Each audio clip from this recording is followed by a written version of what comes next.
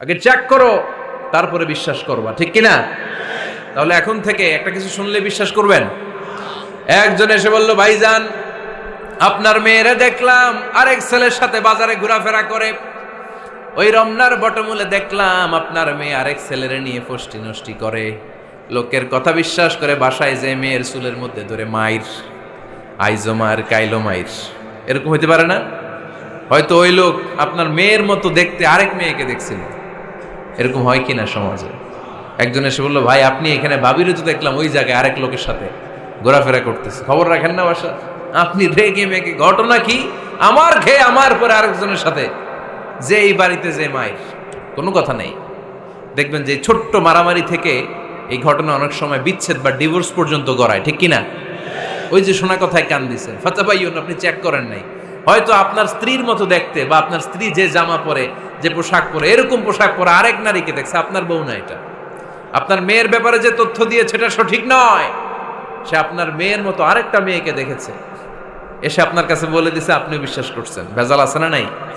এই ভেজালগুলোকে থামানোর জন্য কোরআনে এই বিধানগুলো নাজিল করেছে কে? তাহলে ফরিদপুরের ভাইয়েরা, সমাজটারে সুন্দর রাখার তথ্য একটা শুনলেই বিশ্বাস করবেন না। সিলে কান নিয়ে গেছে শুনলেই সিলের পিছনে দৌড়, নাকি? কি করবেন? আগে কানে হাত দিয়ে একটু দেখবো কান দুইটা আছে না নাই, তারপরে চিলের পিছনে দৌড়াবো। তাহলে এখন থেকে আমরা তথ্য একটা শুনলে বিশ্বাস করব। তাহলে কি করবেন? বলতে হবে কি করবেন? যাচাই বাছাই, জাস্টিফিকেশন অফ দ্য নিউজ। কোন নিউজ জাস্টিফিকেশন ছাড়া আমরা প্রচার করব, বিশ্বাস করব, শেয়ার করব না। আল্লাহ বললেন, ইয়া আইয়ুহাল্লাযীনা আমানু লা ইয়াসখার কওমুম মিন কওম। ওহে আমার ঈমানদার বান্দারা, শোনো শোনো, খবরদার কখনো কোনো মুমিন বান্দারে ঠাট্টা করো না, অবজ্ঞা করো না, ঠাট্টা করো না। তার মনে কষ্ট হয় এমন কোনো কথা তারে বলো না। Never scoff of anybody. কাউকে নিয়ে ঠাট্টা করবেন না, তার দেহ নিয়ে, তার আকৃতি নিয়ে, তার বংশ নিয়ে। এক লোকের বাবা ছিল চোর, কিন্তু তার ছেলে অনেক ভালো। আপনি কি তারা বলতে পারবেন তুই চোরের ঘরের চোর? বলতে পারবেন? চুরি করছে বাবা, ওর কি দোষ? কথা বলেন। এগুলো কবিরা গুনাহ। আওয়াজ করে বলেন তো, কি গুনাহ? কবিরা গুনাহ। কারো আকৃতি নিয়ে, আমার ফরিদপুরের কলিজার টুকরা যুবক ভাইরা, কারো আকৃতি নিয়ে কখনো অবজ্ঞা করবে না, তুচ্ছ জ্ঞান করবে না। এটা কবিরা গুনাহ, এটা আল্লাহ খুব অপছন্দ করেন। এর কারণ আকৃতিটা আমাদের হাতে নাই। আমাদের কারো নাক লম্বা, কারো খাটো, আমরা কেউ কালো, কেউ সাদা, আমরা কেউ স্মার্ট, কেউ অন্যরকম। তো এই যে আমাদের এক এক ধরনের আকৃতি, এটা কি আমি বানাইছি? আপনি বানাইছেন? দিছে কে? এই জন্য কারো দেহের গঠন নিয়ে যদি আপনি অবজ্ঞা করেন, এটা প্রক্ষান্তরে আপনি স্রষ্টাকে নিয়ে অবজ্ঞা করলেন। কারো দেহের আকৃতি নিয়ে যদি আপনি তুচ্ছ করেন, তাকে তুচ্ছ করেননি, আমার রবকে আপনি তুচ্ছ করেছেন। চিল্লায় বলেন ঠিক কিনা? খবরদার, তুই কালু, তুই লম্বু, তুই মোটু, তুই কানা, তুই রোহিঙ্গা, আছে না নাই? ইদানিং ইদানিং এটা খুব চলে। এই রোহিঙ্গা নামটা আছে না? ফরিদপুরে এগুলো ঢুকে নাই না? আমাদের ওইদিকে দেখি কি অবস্থা, কারোর সাথে কেউ লাগলে কই তুই রোহিঙ্গা। কি আশ্চর্য, এই গালি কবে আসলো? হ্যাঁ, অনেক ধরনের গালি। ঢাকায় আর একটা চলে ফইন্নির ভূত, কি বলে? এই এগুলো আগে শুনি নাই আমরা, রিসেন্ট এগুলো বলা শুরু করছে, ফইন্নির ভূত, রোহিঙ্গা। না, এগুলো বলে আপনি কাউকে অবজ্ঞা করতে পারবেন? পারবেন না। খবরদার, এটা কবিরা গুনাহ, এটা ছোট গুনাহ মনে করবেন না। কারণ আকৃতি নিয়ে তুচ্ছ করা যায় না, কারণ আকৃতি দান করেছে কে? হুয়াল্লাযী ইউসাউইরুকুম ফিল আরহামি কাইফা ইয়াশা লা ইলাহা ইল্লা হুয়াল আজিজুল হাকীম। তিনি এমন সত্তা, যিনি তোমাদের চেহারার অবয়ব দিয়েছেন, তোমাদের আকৃতি দান করেছেন তখন যখন তোমরা মায়ের পেটের ভেতরে ছোট্ট জোকের মতো ছিলা। মায়ের পেটের ভেতরে আমরা যখন সবাই এত ছোট্ট, তখনই আমাদের চেহারার আকৃতি দিয়েছে কে? কে সুন্দর হব, কে ছেলে হব, কে মেয়ে হব, কে মোটা হব, কে চিকন হব আমার ইচ্ছা হয়েছি? আওয়াজ করে বলতে হবে, কার ইচ্ছায়? প্রত্যেককে যদি আল্লাহ প্রত্যেকের নিজের চেহারা ডিজাইন করতে দিতেন, আল্লাহ যদি বলতেন তোমার চেহারাটা কেমন হবে তুমিই ডিজাইন করো, তাহলে আপনি আপনারা কেমন বানাতেন? হ্যাঁ বলেন, ফরিদপুরের ভাইরা বলেন, সুন্দর করে বানাতেন তাই না? সবচাইতে স্মার্ট, সবচেয়ে সুন্দর করে আমি আমার চেহারাটা বানাতাম যদি আমাকে ডিজাইন করার সুযোগ দেওয়া হতো। কিন্তু এই সুযোগ তো আল্লাহ দেন নাই। ডিজাইন স্বয়ং করে দিয়েছেন কে? কোন নারীকে যদি আল্লাহ বলতে এই নারীরা তোমাদের চেহারা কার কেমন লাগবে তোমরা বানাও, প্রত্যেক নারী কি করতো? বিশ্ব সুন্দরী করে নিজেকে বানাতো। খুদ ধরার মতো কোনো জায়গা সে নিজের জন্য রাখতো না, ঠিক কিনা? কিন্তু এটা আল্লাহ দেন নাই। এই আকৃতিটা আমাদেরকে সরাসরি দান করেছেন কে? খবরদার, আমাদের অনেকে বিকলাঙ্গ, আমাদের অনেকের হাত ছোট, পা বড়, দেখতে মোটা, কেউ চিকন কেউ কালো। খবরদার, কারো আকৃতি নিয়ে কখনো কোনো অবজ্ঞার সুরে, ঠাট্টার সুরে কোনো কথা আমরা বলবো না। রাজি আছেন? সবাই রাজি আছেন?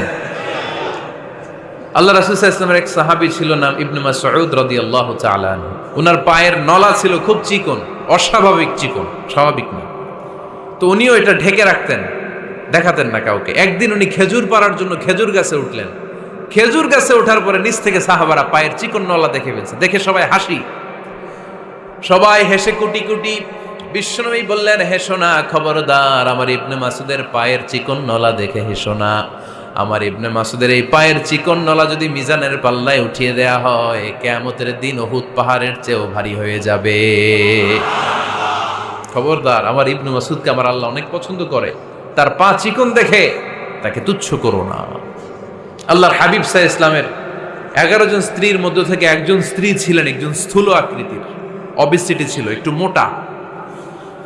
ওনার নাম ছিল সাফিয়া রাদিয়াল্লাহু তাআলা আনহা। আম্মা জান আয়েশার সাথে একবার সাফিয়ার ঝগড়া। নবীদের বউদের মাঝে মাঝে মাঝে ঝগড়া হতো, তবে সেটা হতো মধুর ঝগড়া। সুবহানাল্লাহ পড়েন। আম্মা জান আয়েশা রাদিয়াল্লাহু তাআলা আনহার বাসায় একদিন বিশ্বনবী বসা ছিলেন। আরেকজন স্ত্রী, বিশ্বনবীর আরেকজন স্ত্রী রান্না করে কিছু খাবার আম্মা জান আয়েশার ঘরে পাঠিয়েছেন। এক দাসী দিয়ে বলল, যাও এটা আয়েশার ঘরে দিয়ে আসো, কারণ নবী আয়েশার ঘরে। আম্মা জান আয়েশা রাদিয়াল্লাহু তাআলা আনহা বললেন, এগুলো কি? ওই দাসী বলে, তরকারি। কে দিছে? অমুক স্ত্রী। কেন দিয়েছে? আমি কি রান্না করতে পারি না? তোমরা রান্না তোমরা খাও। এই কথা বলে পাতিল সহ উড়ায় মারছে চেহারার মধ্যে। এর কারণ ওনারা মানুষ ছিলেন, মানবীয় ব্যাপারগুলো ওনাদের মধ্যেও কাজ করত। আবার এক স্ত্রী ঝোল দিয়ে রান্না করে কিছু খাবার নিয়ে এসেছে। আম্মা জান আয়েশা রেগে মেগে ওই ঝোল নিয়ে ওই স্ত্রীর গালের মধ্যে মেখে দিয়েছেন। বিশ্বনবীর আরেক বউয়ের গালের মধ্যে ওই ঝোল লাগাই দিস। এবার ওই স্ত্রী বিশ্বনবীর কাছে যেয়ে বলে, ইয়া রাসূলুল্লাহ, দেখেন আয়েশারে আপনি বেশি আদর করেন তো, দেখেন কি করে আমাদের সাথে। এই যে আমাদের গালের মধ্যে ঝোল মাখাই একেবারে মেকআপ বানাই দিচ্ছে। বিষ্ণু ইসা ইসলাম বললেন, তাই আয়েশাকে ডাকো। আম্মা জান আয়েশা রাদিয়াল্লাহু তাআলা আনহা আসলেন। আল্লাহ রাসূল সাল্লাল্লাহু আলাইহি ওয়াসাল্লাম বললেন, তুমি কি আমার এই স্ত্রীর সাথে এমন আচরণ করেছো? আম্মা জান আয়েশা বললেন, করেছি। কেন? আম্মা জান আয়েশা বললেন, তখন মেজাজটা গরম ছিল, এখন বুঝতে পারতেছে আসলে এই কাজটা করা ঠিক হয় নাই। এবার বিশ্বনবী বিচার করবেন। বিশ্বনবী বললেন, আল কিসাস, যেমন করা হয়েছে বিচার হবে তেমন। তোমার গালে যেমনি ঝোল লাগাই দিছে, তুমি একটু ঝোল নিয়ে আয়েশার গালে লাগাই দাও। সুবহানাল্লাহ পড়বেন না? ওই স্ত্রীও কিছু ঝোল নিয়ে আম্মা জান আয়েশার গালে লাগাই দিল। এখন দুইজনে হাসতেছে, বিশ্বনবীও হাসলেন, আরশের উপর থেকে খুশি হয়ে গেলেন কে? তো স্ত্রীদের মধ্যে মাঝে মাঝে এটা ঘটতো। সাফিয়া রাদিয়াল্লাহু তাআলা আনহা ছিলেন একটু মোটা। আম্মা জান আয়েশা বললেন, ইয়া রাসূলুল্লাহ, দেখেন আপনার মুটি বউ, আপনার মুটকি বউ, এই মুটি বউ বলে একদিন একটা গালির মতো দিয়ে ফেলছে। আল্লাহ রাসূল সাল্লাল্লাহু আলাইহি ওয়াসাল্লাম রেগে গেলেন, বললেন, আয়েশা এটা কেমন কথা? তুমি বললা মুটি, আমার সাফিয়ারে তুমি মুটি বলে গালে দিলা রে আয়েশা। ইয়া আয়েশা লাকাদ কুলতি লা কালিমা লাউ মুজিজাত বিমাইল বাহরি লামাজাজাতহু। এমন একটা মন্তব্য তুমি সাফিয়ার ব্যাপারে করে ফেলেছো রে আয়েশা, এই কথাটা যদি সাগরের নীল পানির মধ্যে ছেড়ে দেয়া হয়, এই কথার পঙ্কিলতার কারণে, এই কথার কর্দমাক্ততার কারণে, এই কথার পঙ্কিলতার কারণে সাগরের সব পানিগুলো মুহূর্তের মধ্যে কালো হয়ে যাবে। এই কথাটা সাগরে ফেলে দিলে সাগরের নীল পানি পুরোটা কালো হয়ে যাবে। আয়েশা, খবরদার, কাউকে তুচ্ছ করে অবজ্ঞা করে কখনো কিছু বলা যাবে না। এই জিহ্বাটা এটা ভয়ঙ্কর একটা অঙ্গ। বেশিরভাগ পাপ এই জিহ্বা দিয়ে হয়। কি দিয়ে হয়? এজন্য সাহাবারা জিহ্বা ধরে মাঝে মাঝে জিহ্বার মধ্যে ব্যাত মারতেন। আর বলতেন জিহ্বা তোর জন্য আমি আটকে যাব কিয়ামতের দিন। আমলিক আলাইকা লিসানাক, নিজের জিহ্বার মালিক নিজে হন। আপনার জিহ্বার মালিক যেন শয়তান না হয়ে যায়। জিহ্বা আপনার, শয়তানের ভাষায় আপনি কথা বলেন কেন? খবরদার, প্রতিটা কমেন্ট, প্রতিটা কথা, প্রতিটা মন্তব্য, এগুলোর ব্যাপারে কিয়ামতের দিন পাই টু পাই করে আপনার কাছে আল্লাহর সুপ্রিম কোর্টের কাঠগড়ায় দাঁড় করিয়ে আপনারা জিজ্ঞেস করবে কে? এজন্য বিশ্বনবী বলছেন মাইয়াদমানলি মা বাইনা লিহিয়াইহি ওয়া মা বাইনা রিজলাইহি আদমান লাহুল জান্নাহ। আমার কোন উম্মত যদি দুইটা অঙ্গের গ্যারান্টি আমারে দেয়, আমি আমার উম্মতকে জান্নাতের গ্যারান্টি দেব। দুইটা অঙ্গের, একটা হলো জিহ্বা আর একটা লজ্জাস্থান।